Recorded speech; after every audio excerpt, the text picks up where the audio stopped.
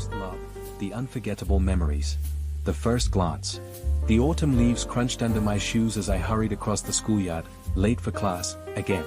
Just as I was about to sprint up the steps, a gust of wind sent a flurry of golden leaves dancing through the air. And there, standing beneath the old oak tree, was her. She wasn't doing anything extraordinary, just adjusting the strap of her backpack, her dark hair falling over her shoulder like silk. But something about the way the sunlight caught her profile, the way she absent-mindedly tucked a loose strand behind her ear, made my breath hitch. Then she turned, and our eyes met.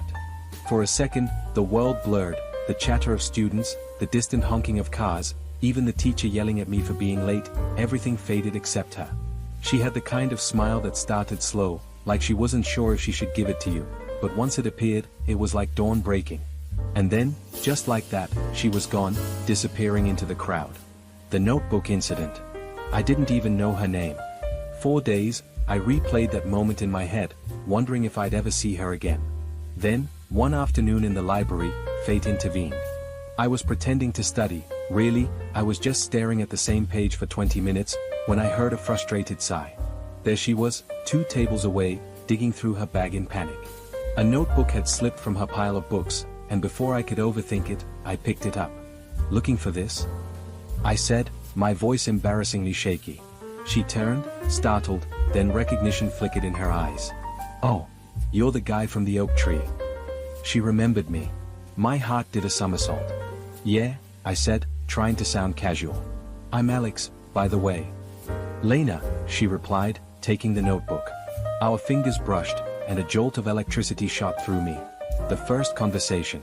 After that, we kept running into each other. Near her locker, at the coffee shop after school, even at the park where I knew she liked to read.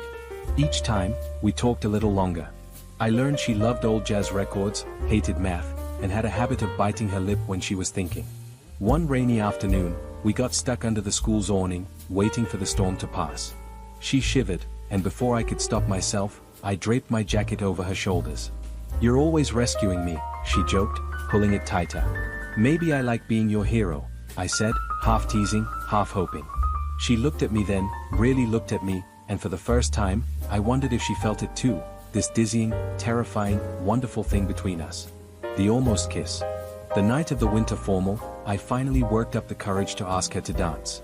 The gym was decorated in twinkling lights, and a slow song began to play. "You're a terrible dancer," she laughed as I stepped on her toes. "I'm nervous," I admitted. "Why?" "Because I really want to kiss you right now." The words slipped out before I could stop them. Her eyes widened, but she didn't pull away. Instead, she leaned in closer, her breath warm against my cheek. My heart hammered so loud I was sure she could hear it.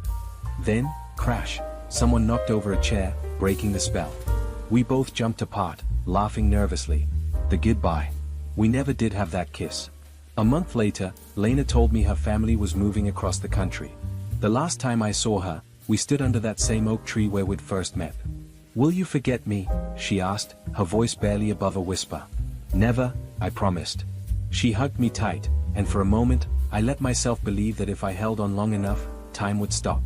But then she pulled away, gave me one last smile, and walked out of my life. Epilogue, the memory. Years have passed. I've loved others since then, but nothing ever quite compared to the way Lena made me feel, like the world was brighter, like anything was possible. Sometimes, when I hear an old jazz song or smell the crispness of autumn leaves, I think of her.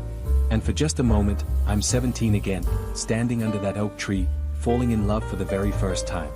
Because first love isn't just about the person, it's about the way they change you. And no matter where life takes me, I'll always carry that memory, untouched by time, forever etched in my heart.